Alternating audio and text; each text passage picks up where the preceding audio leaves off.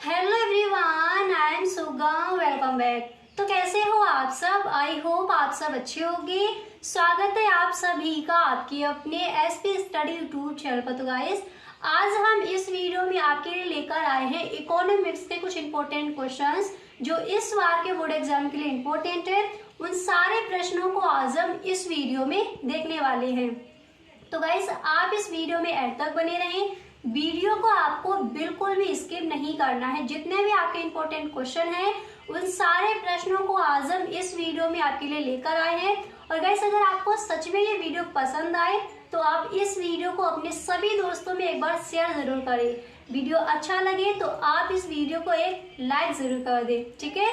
और गाइस, अगर आप इस बार का बोर्ड एग्जाम देने वाले हो और इस बार के बोर्ड एग्जाम में अगर आपको भी 90+ स्कोर करना है तो आप इस वीडियो को पूरा देखें, ठीक है। और गाइस, इसी तरह से ऑल सब्जेक्ट के जो भी आपके इंपॉर्टेंट क्वेश्चन हैं, मॉडल पेपर हैं, उनके फुल सॉल्यूशन आपको मिलेंगे इसी चैनल पर। तो अगर अभी तक आपने इस चैनल को सब्सक्राइब नहीं किया है तो आप इस चैनल को सब्सक्राइब कर लीजिए एंड बेल आइकन को भी प्रेस कर देना ताकि वीडियो की जो भी नोटिफिकेशन हो वो सबसे पहले आपके पास पहुंचे, ठीक है। तो चलिए बिना टाइम वेस्ट के वीडियो को स्टार्ट करते हैं।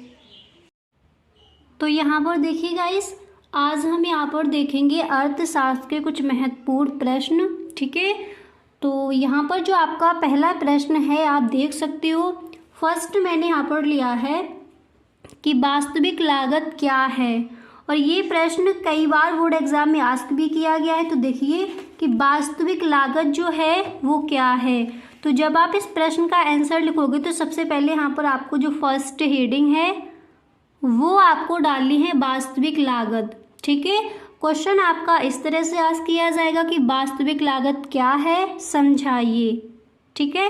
तो देखिए सबसे पहले आप इस तरह से हेडिंग डालोगे वास्तविक लागत, एंड इसके बाद आपको यहाँ पर लिखना है कि वास्तविक लागत का अर्थ उन सभी कष्टों, प्रयत्नों तथा त्याग से है जो किसी वस्तु के उत्पादन में उठाने पड़ते हैं। वास्तविक लागत क्या है, एक बार दोबारा से देखिए। वास्तविक लागत का अर्थ उन कष्टों या प्रयत्नों से, उन कष्टों, प्रयत्नों तथा त्याग से है जो किसी वस्तु के उत्पादन में उठाने पड़ते हैं। इसके बाद आप लिखोगे कि वास्तविक लागत को सामाजिक लागत भी कहा जाता है क्योंकि समाज को वस्तुओं के उत्पादन में कष्ट एवं त्याग का सामना करना पड़ता है। इस तरह से आप समझाएंगे कि आखिर वास्तविक लागत है क्या, ठीक है। पहले हम यहाँ पर देखेंगे जो हमारे अतलग उत्तरीय प्रश्न हैं उनको, कि कौन कौन से ऐसे प्रश्न हैं जो इस बार के बोर्ड एग्जाम के लिए इम्पोर्टेंट हैं, ठीक है। तो वास्तविक लागत समझ आ गया। अब एक बार दोबारा से देख लीजिए। देखिए सबसे पहले आप हेडिंग डालोगे वास्तविक लागत, ठीक है। इसके बाद यहाँ पर देखिए, इसके बाद यहाँ पर आपको लिखना है कि वास्तविक लागत का अर्थ उन सब कष्टों, प्रयत्नों तथा त्याग से है जो किसी वस्तु के उत्पादन में उठाने पड़ते हैं। वास्तविक लागत को सामाजिक लागत भी कहा जाता है क्योंकि समाज को वस्तुओं के उत्पादन में कष्ट एवं त्याग का सामना करना पड़ता है। क्लियर?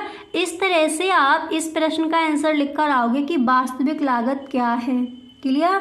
अब इसके बाद यहाँ पर आप देख सकते हो जो आपका नेक्स्ट प्रश्न है तो वो यहाँ पर क्या है, जो अगला प्रश्न है उसको देखिए। तो देखिए यहाँ पर जो आपका नेक्स्ट प्रश्न है तो वो यहाँ पर दिया गया है कि गिफिन वस्तुएं क्या है। ये क्वेश्चन आपका अतलग उत्तरीय प्रश्न में कई बार आस्क किया गया है, आप पेपर उठाकर देखना, ठीक है। तो गिफिन वस्तुएं क्या हैं इनको समझिए। तो सबसे पहले आंसर लिखोगे तो फर्स्ट हेडिंग क्या डालोगे, गिफिन वस्तुएं।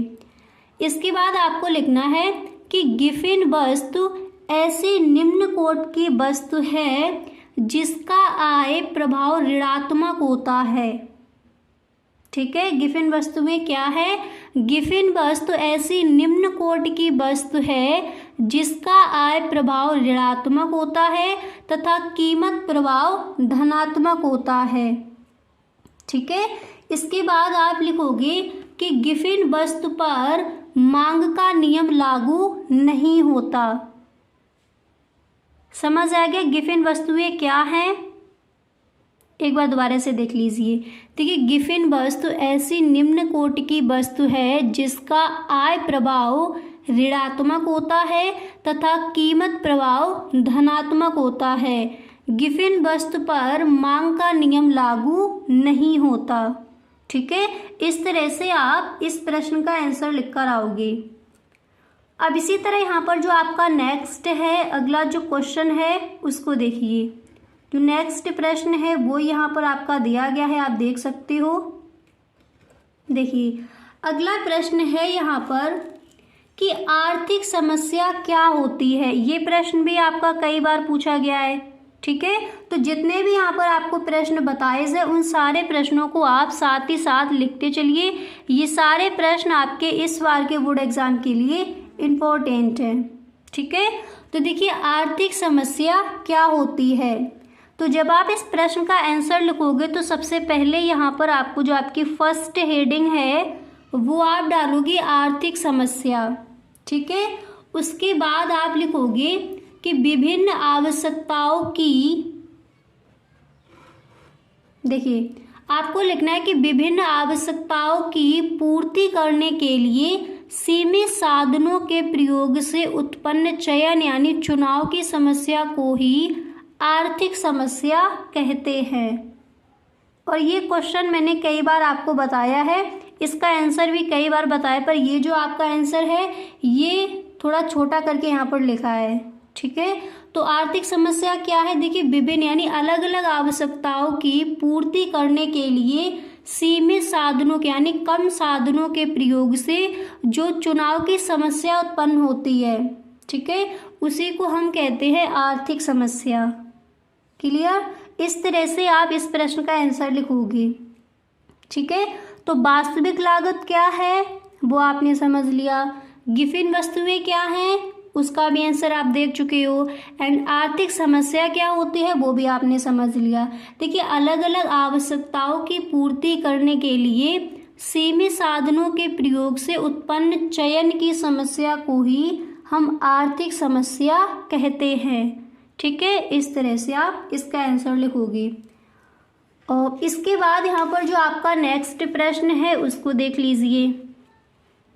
अब देखिए, यहाँ पर जो आपका अगला क्वेश्चन है तो वो यहाँ पर नेक्स्ट प्रश्न आपका दिया गया है, आप देख सकते हो कि समष्टि अर्थशास्त्र को परिभाषित कीजिए। व्यष्टि अर्थशास्त्र क्या है, समष्टि अर्थशास्त्र क्या है, इन दोनों की जो परिभाषाएं हैं, इनका जो अर्थ है वो आपको तैयार कर लेना है। एंड इनमें जो अंतर है वो भी आपको तैयार कर लेने हैं। अगर आपसे इस तरह से क्वेश्चन आस्क किया जाए कि समष्टि अर्थशास्त्र तथा व्यष्टि अर्थशास्त्र में क्या अंतर है, तो ये आपका आता है लघु उत्तरीय प्रश्न में। ठीक है, और अगर इस तरह से ही पूछा जाए कि समष्टि अर्थशास्त्र को परिभाषित कीजिए या फिर व्यष्टि अर्थशास्त्र को परिभाषित कीजिए, तो ये क्वेश्चन आपके आस्क किए जाते हैं अति लघु उत्तरीय प्रश्न में। ठीक है, तो यहाँ पर इसका आंसर देखिए कि समष्टि अर्थशास्त्र क्या है, यानी इसकी परिभाषा आपको देनी है। तो जब आंसर लिखोगे तो सबसे पहले फर्स्ट हेडिंग डालोगे समष्टि अर्थशास्त्र। ठीक है, एंड उसके बाद आप लिखोगे कि समष्टि अर्थशास्त्र में सामूहिक स्तर पर आर्थिक समस्याओं जैसे संपूर्ण अर्थव्यवस्था के कुल उपभोग, सामान्य कीमत स्तर, कुल रोजगार, राष्ट्रीय आय आदि का अध्ययन किया जाता है। किसके अंतर्गत? समष्टि अर्थशास्त्र के अंतर्गत। और व्यष्टि अर्थशास्त्र यानी छोटा अर्थशास्त्र, समष्टि अर्थशास्त्र यानी विशाल अर्थशास्त्र। ठीक है, यानी बड़ा अर्थशास्त्र। समष्टि अर्थशास्त्र के अंदर हम राष्ट्रीय आय, जो राष्ट्र की आय है उसका अध्ययन करेंगे, और व्यष्टि अर्थशास्त्र के अंदर एक व्यक्ति की आय है उसका अध्ययन किसके अंदर करते हैं? व्यष्टि अर्थशास्त्र के अंदर। अगर राष्ट्रीय आय, पूरे राष्ट्र की आय का अध्ययन किया जाएगा तो किसके अंदर आएगा? समष्टि अर्थशास्त्र के अंदर। ठीक है, तो इसकी परिभाषा आपको क्लियर होगी कि समष्टि अर्थशास्त्र क्या है। एक बार दोबारा से देख लीजिए। फर्स्ट नंबर आप हेडिंग डालोगे समष्टि अर्थशास्त्र, फिर इसमें आप लिखोगे, देखिए व्यष्टि अर्थशास्त्र यानी सूक्ष्म अर्थशास्त्र, समष्टि अर्थशास्त्र यानी विशाल या फिर बड़ा अर्थशास्त्र। ठीक है, तो इस तरह से आप इसकी परिभाषा दोगे कि समष्टि अर्थशास्त्र में सामूहिक स्तर पर आर्थिक समस्याओं जैसे संपूर्ण अर्थव्यवस्था के कुल उपभोग, ठीक है, सामान्य कीमत स्तर, कुल रोजगार, राष्ट्रीय आय आदि का अध्ययन किया जाता है। Clear guys? अगर अभी तक आप इस वीडियो में बने हुए हो तो आई होप ये वीडियो आपको पसंद आ रहा होगा। अगर सच में ये वीडियो आपको अच्छा लग रहा है तो आप इस वीडियो को एक लाइक जरूर कर दें, और यदि आप इस चैनल पर पहली बार आए हो तो इस चैनल को सब्सक्राइब कर लेना एंड बेल आइकन को भी प्रेस कर देना, ताकि वीडियो की जो भी नोटिफिकेशन हो वो सबसे पहले आपके पास पहुंचे। इस तरह से आप इस प्रश्न का आंसर लिखोगे। अब इसके बाद नेक्स्ट देखते हैं। अब इसके बाद यहाँ पर आप देख सकते हो जो आपका नेक्स्ट प्रश्न है, तो वो मैंने यहाँ पर लिया है कि तैरती विनिमय दर से आप क्या समझते हैं। ये प्रश्न कई बार पूछा गया है, ठीक है, तो इसको भी आप तैयार कर लेंगे। तैरती विनिमय दर से आप क्या समझते हैं, तो जब आप इसका आंसर लिखोगे तो फर्स्ट आपको हेडिंग डालनी है तैरती विनिमय दर। ठीक है, इसके बाद यहाँ पर आप देख सकते हो, आपको देखिए इस तरह से आपको इस प्रश्न का आंसर लिखना है कि फरवरी 1973 ईस्वी में जब डॉलर का अवमूल्यन हुआ तो उसी के साथ ब्रिटेन वुड्स प्रणाली असफल हो गई। अतः Britain, Canada, Italy, Japan, Switzerland मुद्रा कोषों की स्तर विनिमय दर को त्याग कर अपनी मुद्राओं को अपनी विनिमय दर की शक्तियों के आधार पर अपनी मुद्रा को विदेशी विनिमय दर बाजारों में अन्य देश की मुद्रा के साथ स्वतः ही छोड़ दिया। ठीक है, अब देखिए इतना लिखने के बाद फिर यहाँ पर आप लिखोगे कि स्वतः ही छोड़ दिया, एंड उसके बाद यहाँ पर आपको लिखना है कि विनिमय दर के लिए इस प्रकार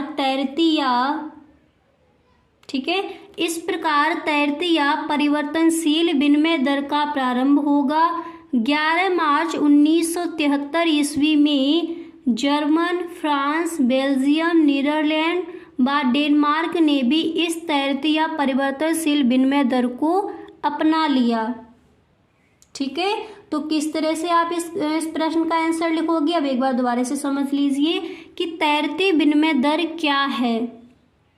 ठीक है, देखिए आप इस तरह से इसका आंसर लिखकर आओगे। एक बार दोबारा से इसके आंसर को पढ़ते हैं। ठीक है, फरवरी 1973 ईस्वी में जब डॉलर का अवमूल्यन हुआ तो उसी के साथ ब्रिटेन वुड्स प्रणाली असफल हो गई। अतः Britain, Canada, Italy, Japan, Switzerland मुद्रा कोषों की स्तर विनिमय दर को त्यागकर अपनी मुद्राओं को अपनी विनिमय दर की शक्तियों के आधार पर अपनी मुद्रा को विदेशी विनिमय दर बाजारों में अन्य देश की मुद्रा के साथ स्वतः ही छोड़ दिया। ठीक है, स्वतः ही छोड़ दिया। फिर आप लिखोगे कि विनिमय दर के लिए इस प्रकार तैरती या परिवर्तनशील विनिमय दर का प्रारंभ होगा। 11 मार्च 1973 ईस्वी में जर्मन, फ्रांस, बेल्जियम, नीदरलैंड व डेनमार्क ने भी इस तैरती या परिवर्तनशील विनिमय दर को अपना लिया। इतना लिखने के बाद फिर आप लिखोगे, ठीक है, या परिवर्तनशील विनिमय दर को अपना लिया। इसके बाद आपको लिखना है कि नॉर्वे व स्वीडन ने भी बाद में स्वतंत्र विनिमय दर में सम्मिलित हो गए।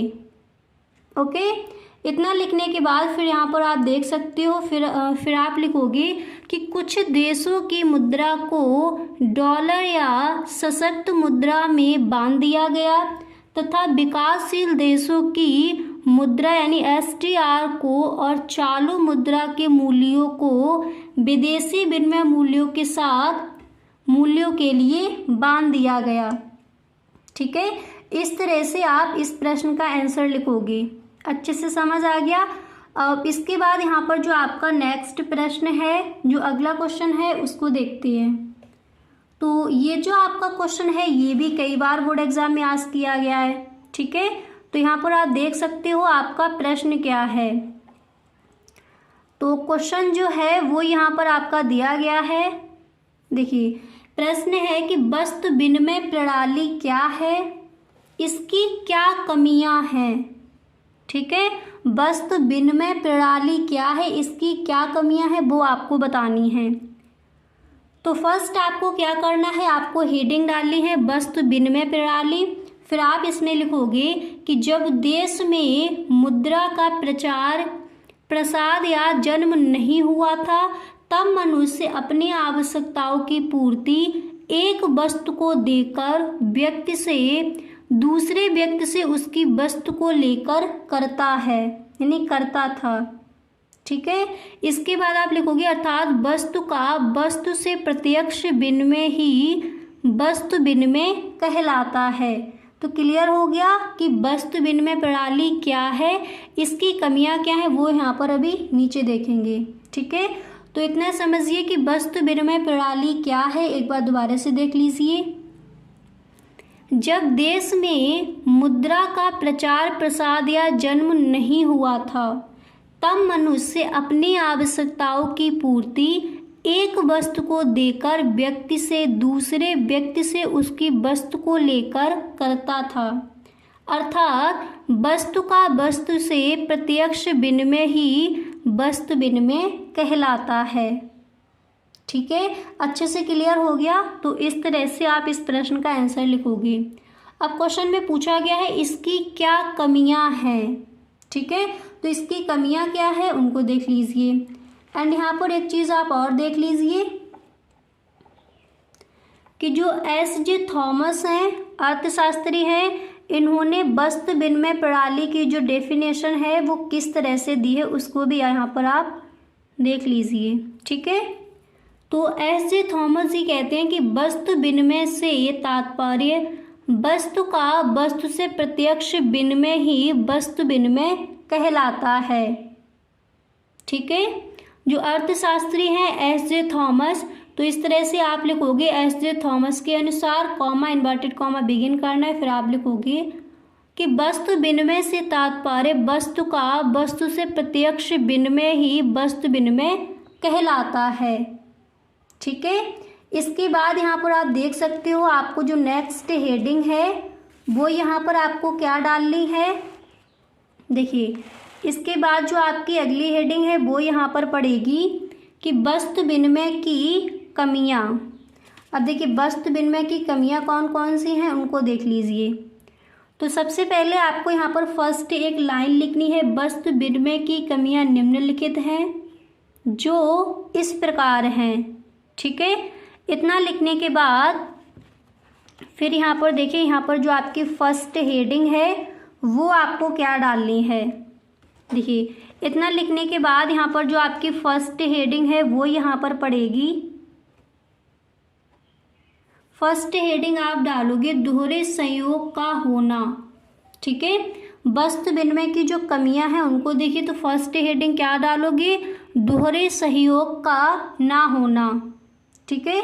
इसमें आप लिखोगे कि वस्तु विनिमय की यह पहली व मुख्य समस्या या कमी थी कि इसमें दोहरा सहयोग नहीं पाया जाता है। दोहरे सहयोग से तात्पर्य दोनों तरफ से सहमति वस्तु को बदलने की, ठीक है। तो फर्स्ट हेडिंग आप क्या डालोगे, दोहरे सहयोग का ना होना, फिर आप लिखोगे कि वस्तु विनिमय की यह पहली व मुख्य समस्या या कमी थी कि इसमें दोहरा सहयोग नहीं पाया जाता है। दोहरे सहयोग से तात्पर्य दोनों तरफ से सहमति वस्तु को बदलने की, ठीक है। अब इसके बाद देखिए यहाँ पर जो आपकी नेक्स्ट हेडिंग है वो क्या पड़ेगी। तो अगली हेडिंग आप डालोगे भावी भुगतान की समस्या, ठीक है। फिर इसमें आप लिखोगे कि वस्तु विनिमय में यह भी बहुत बड़ी कमी थी कि इस विनिमय में भविष्य में ऋण चुकाने की समस्या थी। क्योंकि मुद्रा तो चलती नहीं थी, वस्तु का वस्तु से ही विनिमय होता है जिसकी मात्रा स्थिर या निश्चित नहीं थी। ओके, तो नेक्स्ट हेडिंग आपको क्या डालनी है? नेक्स्ट हेडिंग आपकी पड़ेगी यहाँ पर भावी भुगतान की समस्या, और फिर उसमें आपको क्या लिखना है एक बार दोबारा से देख लीजिए।